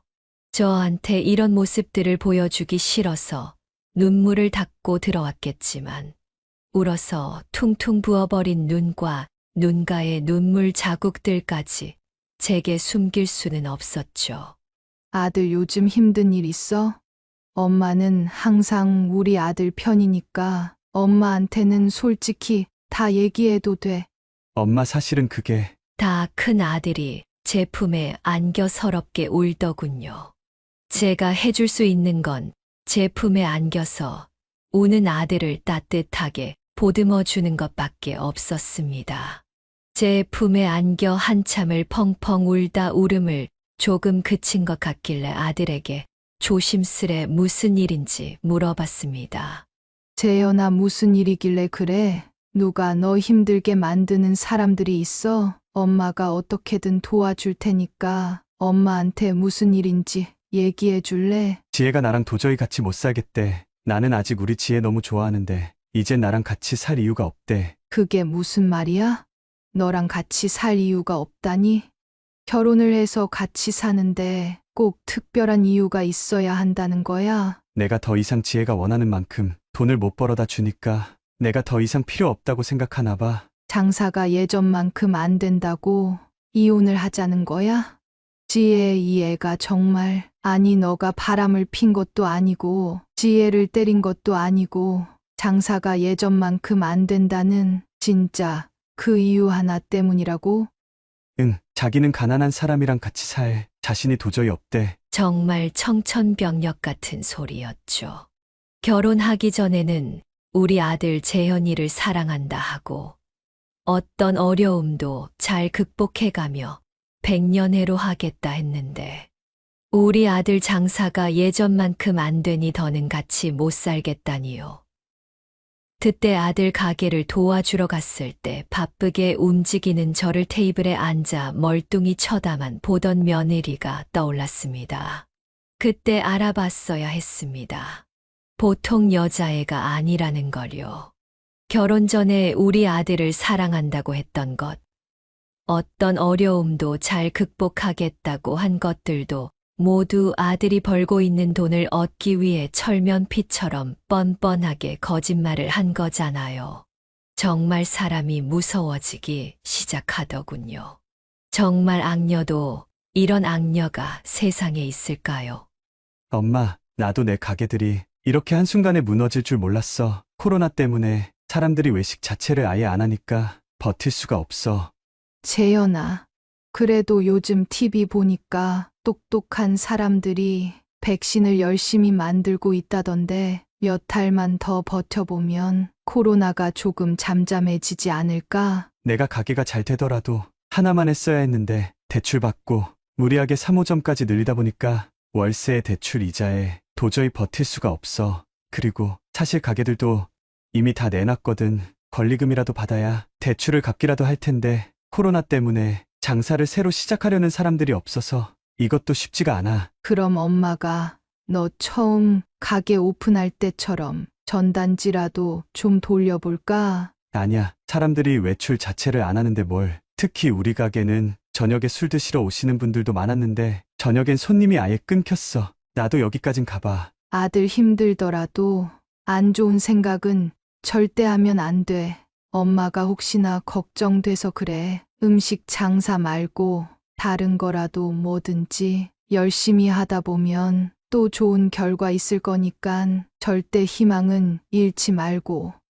내가 음식이 맛이 없어진 것도 아니고 초심을 잃고 손님들한테 불친절하게 한 것도 아니고 코로나 때문에 이렇게 되니까 너무 억울한데 지혜마저 내가 예전처럼 돈을 못 벌어오면 나랑 못 살겠다고 하니까 어디 하소연할 곳이 없어서 엄마 찾아왔어. 이때까지 재현이 너가 다른 직장인들보다 더 벌어다 준 건 생각 못하고 잠시 가게가 어려워졌다고 어떻게 이럴 수가 있는 거야. 다 무능력한 내 잘못이지 뭐. 내가 결혼할 때 지혜한테 있던 빚까지 싹 다 갚아줬는데 내가 어려워졌다고 날 버리는 걸 보면 여자 보는 눈이 없던 내 잘못 아니겠어. 뭐, 너가 지혜한테 있던 빚까지 갚아줬다고? 너 엄마한테 그런 말 안 했잖아. 빚 갚아주면서까지 그렇게 지혜랑 결혼이 하고 싶었던 거야? 아들이 이런 경제적인 어려움을 겪고 있단 걸 모르고 있던 제 자신이 너무 부끄럽고 한심하기도 했습니다. 코로나 때문에 장사가 예전만큼 안 될 거라고 생각하긴 했어도 이 정도인 줄은 몰랐거든요. 부모가 돼서 지금까지 아들을 제대로 도와준 적도 없고 아들 가게가 잘 되나 안 되나 관심도 제대로 못 쓰고 있었던 엄마라는 생각에 눈물이 왈칵 쏟아지려고 했습니다. 그리고 무엇보다 아들이 경제적으로 잠시 어려움을 겪는다고 바로 이혼하고 떠날 준비부터 하는 며느리가 너무 이해가 안 되고 화가 났습니다. 부부가 같이 살면서 어려움을 겪게 되면 같이 이겨내고 헤쳐나갈 생각을 해야지 남편을 바로 버릴 생각부터 하다니요. 100번 양보해서 며느리 말대로 경제적인 어려움이 아들 탓이라고 해요. 그러면 아들이 열심히 일해서 벌은 돈으로 결혼 전에 있던 빚도 아들이 탕감해 준 건 왜 모른 척 할까요? 저도 참 미련했죠. 아들이 이런 대접을 받으며 결혼 생활을 하고 있는 줄은 꿈에도 몰랐어요. 결혼 생활 내내 일 한 번 한 적 없고 쭉 가정주부로 지냈으면서 집안일에 손 하나 까딱하지 않고 바쁘게 일하는 아들한테 따뜻한 아침밥 한 번 해준 적 없는 여자를 아들이 모시고 살고 있다곤 얼마 전까지 생각도 못했으니깐요. 저는 아들 부탁대로 제 아들에게 따뜻한 밥을 차려줬습니다. 아들한테 잠시 먹고 있으라고 하고 잠시 밖으로 나가 며느리에게 전화를 걸었습니다. 아들 가게가 잠시 어려워졌다는 그 이유 하나 때문에 아들을 버리려는 건지 정말 물어나 보고 싶었거든요. 지혜야, 잠시 통화 좀 가능하니? 어머니? 그동안 연락 없으시다가 갑자기 무슨 일이세요? 진짜 무슨 일 때문에 연락했는지 몰라서 묻는 거야? 저는 잘 모르겠네요, 더. 그동안 연락 없으시길래 앞으로 저한테 볼 일 없으신 줄 알았는데 갑자기 웬 전화세요? 지혜야, 너랑 싸우려고 전화를 한 게 아니야. 너한테 정말 묻고 싶은 게 있어서 그래. 뭔데요? 말씀해보세요. 너 우리 재현이랑 같이 못 살겠다고 이혼하자고 했다면서? 재현 씨는 그걸 또 어머니한테 가서 얘기했어요? 이혼하는 건 재현 씨랑 저랑 알아서 할 일인데 그걸 왜 어머니한테 말을 한대요? 아니, 너 정말 재현이랑 이혼하려는 거 맞아? 네, 저 이 짐도 다 싸놨고 내일 아침이면 집에서 나갈 거예요. 다른 이유가 있는 게 아니고 단지 재현이 가게가 어려워져서인 것도 맞고 네, 당연하죠. 남자가 경제적인 능력이 없는데 여자가 붙어 있길 원하는 거세요? 아니 지혜야 너 재현이랑 결혼한 것도 다 재현이 돈만 보고 결혼했던 거야? 결혼하기 전에는 재현이를 그렇게 좋아한다고 했고 살면서 어떤 어려움도 극복해 나가며 잘 살아보겠다면서 다 거짓말이었다는 거니? 아니, 어머니. 그럼 제가 결혼하기 전에 어머니 보는 자리에서 재현 씨 돈 보고 결혼하는 거라고 사실대로 얘기할 순 없잖아요. 다 아시면서 왜 그러세요? 여자가 남자 능력 보고 결혼하는 게 뭐가 문제라는 거예요? 아니 아무리 그래도 그렇지 어떻게 결혼을 돈만 보고 할 수가 있어? 진짜 재현이를 좋아하는 마음 없이 순전히 돈만 보고 결혼을 한 거라고? 저기 어머니. 어머니, 아들이라 생각하지 말고 냉정하게 저랑 재현 씨 한번 보세요. 제가 뭐가 부족해서 재현 씨 같은 남자랑 결혼을 했겠어요? 저 진짜 인기 많았어요. 저 만나려는 남자들이 줄을 섰다고요. 재현 씨가 솔직히 잘생기기를 했어요. 그렇다고 키가 크기라도 해요. 재현 씨보다 훨씬 잘생긴 남자들이 저한테 결혼하자고 했는데도 제가 재현 씨를 왜 선택했다고 생각하세요? 다 아시면서 자꾸 물어보지 말고 그만 전화 끊으세요. 더 할 말 없어요. 아니 아무리 그래도 몇 년간 살아온 정이 있지 한순간에 네 남편을 그렇게 버릴 수가 있어? 장사라는 게 잘 될 때도 있고 안 될 때도 있는 거잖아. 안 그래? 아니, 지금 재현 씨 빚낸 거 갚기도 빠듯한 상황이신 거 진짜 몰라서 그러세요. 제가 왜 재현 씨 빚 갚아주려고 일하러 나가야 돼요? 전 지금도 재현 씨보다 더 능력 좋은 남자들 잘 만날 수 있는데 제가 굳이 왜요? 그리고 그때 재현 씨 가게에서 저한테 자비라라고 하셨을 때부터 이미 이혼할 생각하고 있었어요. 아니 그게 어떻게 자빌이야? 아무리 공주처럼 컸어도 그렇지 남편 가게 잠시 도와주는 게 자빌이라고? 네가 이때까지 집에서 놀고 먹은 것도 다 재현이 돈으로 그랬던 거 아니야? 아니, 재현 씨 말고도 저한테 돈 벌어서 갖다 줄 남자들 많다니까요. 그만 구질구질하게 구세요. 어머니, 저 아직 젊어요. 제 손 하나 까딱 안 하게 만들어주면서 알아서 돈 벌어다 줄 남자들 얼마든지 만날 수 있다고요. 지혜야, 너가 몸이 아픈 것도 아니고 아직 몸 멀쩡한 30대인데 아들 가게가 다시 예전처럼 잘 될 때까지 몇 달만이라도 일을 하면 안 되는 거니 같이 극복해 나갈 수 있는 거잖아.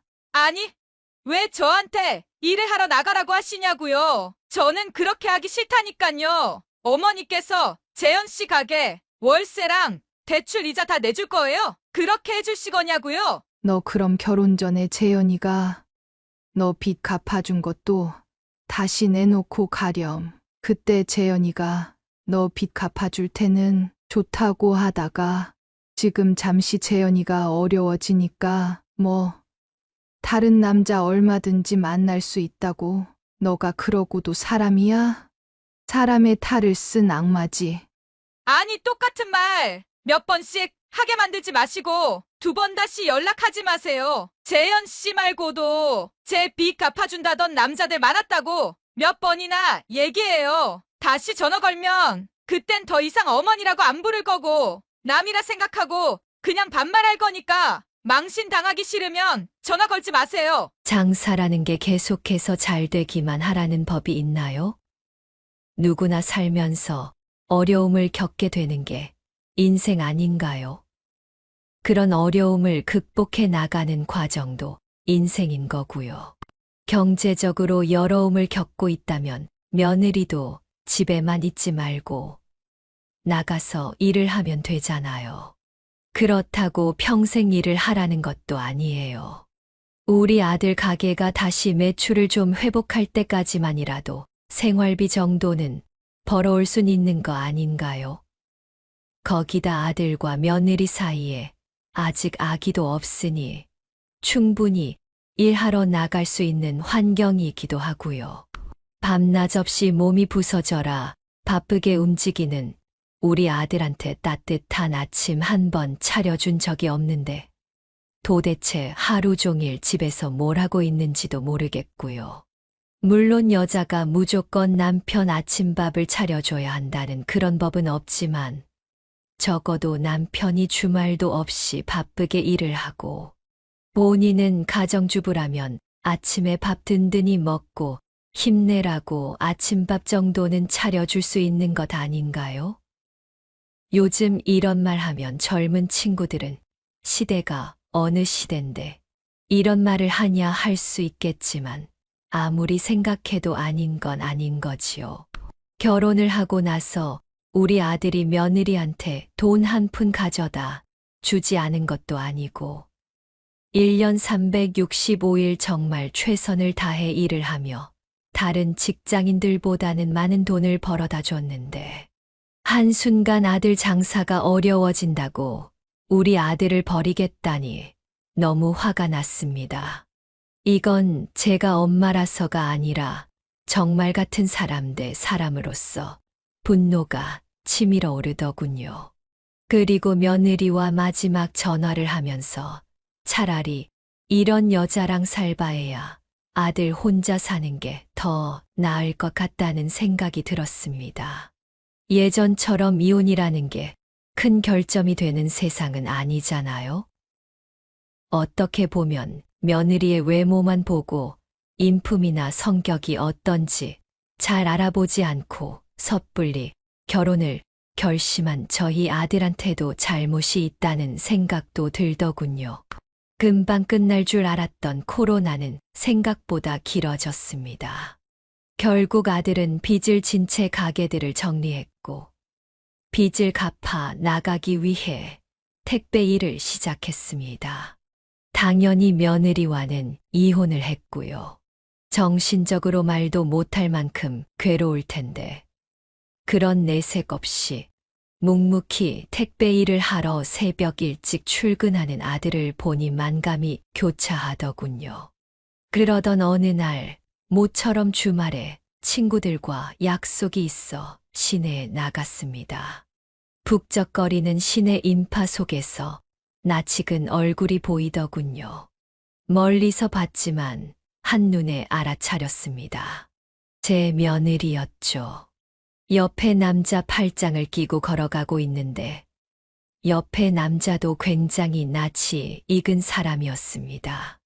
뚜렷하게 기억은 안 나지만 분명 어디선가 제가 본 적이 있는 남자였거든요. 제 아들과 이혼한 지 몇 달 되지도 않았는데 벌써 다른 남자 팔짱을 끼고 시내를 걸어 다니는 며느리를 보자 뭐라 할 말을 잃었습니다. 기가 차더라고요. 이 좁은 동네에서 어떻게 그렇게 낯짝 두껍게 남자 팔짱을 끼고 다닐 수 있는지 너무 놀라웠습니다. 친구들을 만나 같이 밥을 먹고 커피를 마시면서도 머릿속에는 오늘 봤던 그 광경이 계속 떠오르더라고요. 분명히 며느리 옆에 있던 남자를 본 적이 있는데 생각이 날 듯 안 날 듯 저를 계속 괴롭히더군요.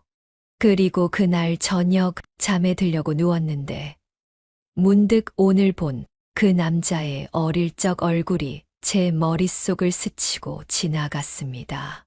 저랑 친한 아는 언니의 아들인 용수였어요.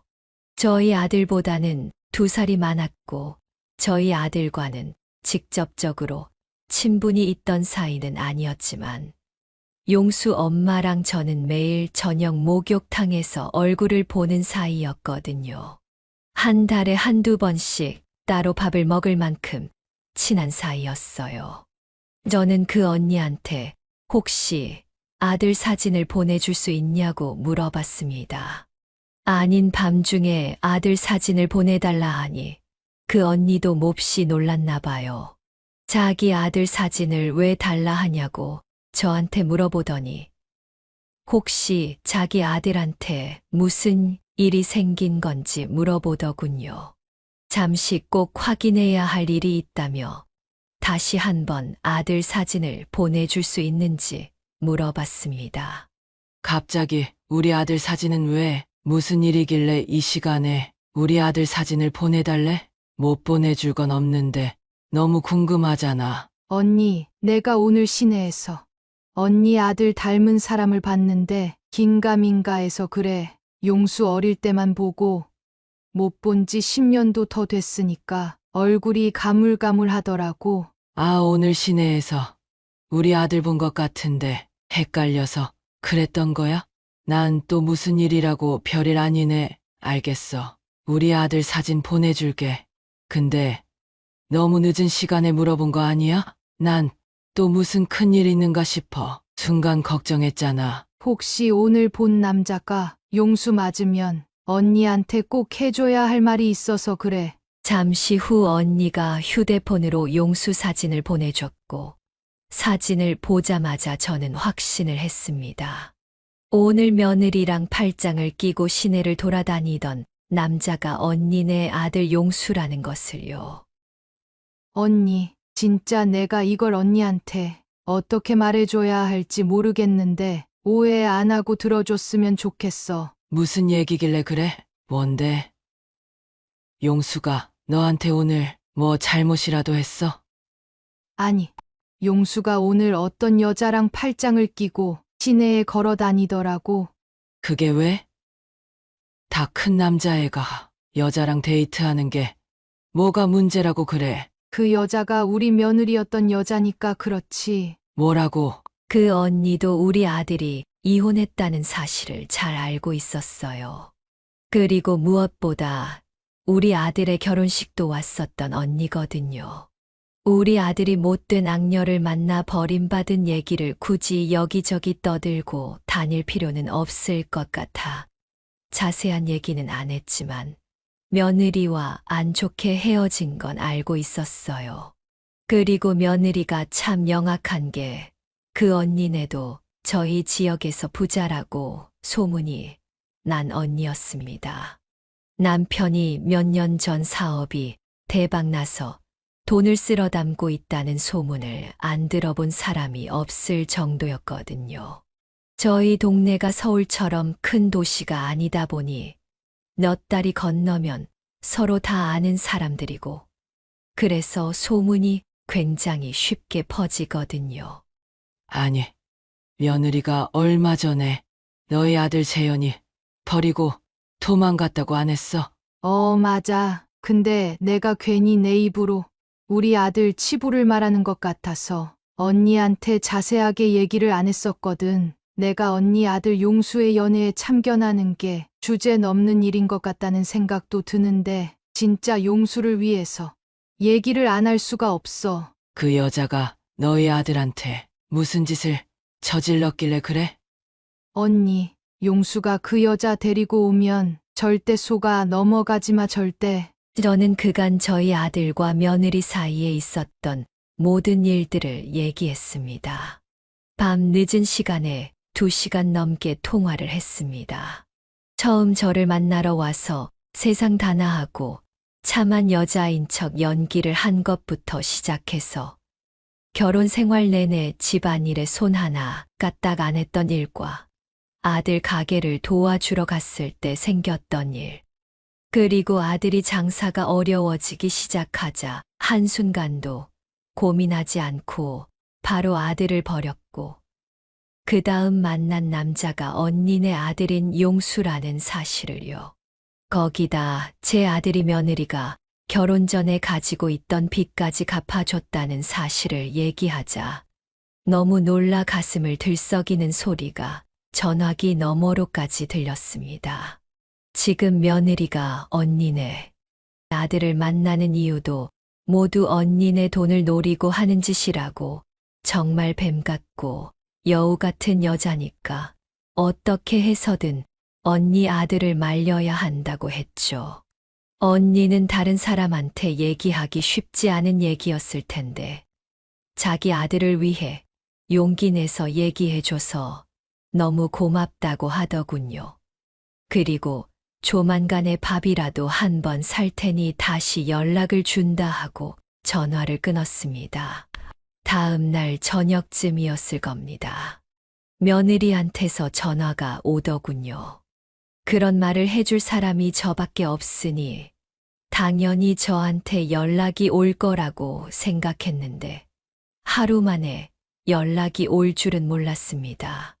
아니, 아줌마 당신 미쳤어? 이미 당신 아들하고 다 끝난 사이인데 내가 어떤 남자를 만나든 말든 당신이 무슨 상관이야? 무슨 상관이냐고. 지혜야, 너 아무리 우리 아들하고 이혼하고 끝이 난 사이라고 하더라도 내가 시모였는데 어떻게 이렇게 말을 함부로 할 수 있니? 아줌마 정신 차려. 너 내가 당신 시모 대접해주고 싶어서 해준 줄 알아? 가게 다 망했어. 길에 나앉게 생긴 당신 아들이나 신경 쓸 일이지. 내가 누굴 만나든 말든 당신이 뭔 상관이냐고. 앞으로 내 시어머니 되실 분한테 무슨 얘기한 거야? 무슨 소리를 했길래 내 남자친구가 나한테 그렇게 심한 말을 하냐고. 그 언니는 널 며느리로 삼을 생각이 전혀 없던데 어떻게 그 언니가 네 시어머니가 될 수 있니? 난 그냥 그동안 우리 아들한테 있었던 일들을 사실대로 말했을 뿐이야. 뭐가 잘못됐니? 너가 떳떳하면 아무 문제 없을 텐데 뭐라도 찔리는 게 있었나 봐. 내가 당신 아들 버리고 돈 많은 남자 만나니까 심술이라도 난 거야? 꼰대처럼 남의 인생에 간섭하지 말고 당신 인생이나 똑바로 살아. 어디서 없는 애기를 지어내서 남의 혼사를 가로막으려고 드는 거야? 당신 진짜 천벌 받을 줄 알아. 지혜야, 정신 차리렴. 난 사실대로만 얘기했어. 너가 남자 돈만 보고 이 남자 저 남자 만나고 다닌다고 사실대로 얘기했는데 내가 못할 말이라도 했다는 거야? 한 사람 인생만 망쳤으면 됐지. 왜 또 죄 없는 남자 인생을 망치려고 들어? 지금 만나고 있는 남자도 조금만 경제적으로 어려워지면 갈아치우고 또 다른 남자 만나려고? 너 지금 어디야? 내가 진짜 찾아가서 가만 안 둘 테니까 어디냐고. 네가 우리 아들하고 결혼 생활하면서 시모 집에 언제 한번 찾아온 적이 있어야 우리 집이 어딘지나 알지. 정말 인생 그렇게 살지 말아라. 언젠가는 다 너한테 돌아오게 되어 있어. 저는 그날 며느리와 통화했던 걸 다 녹음해서 언니네한테 보냈습니다.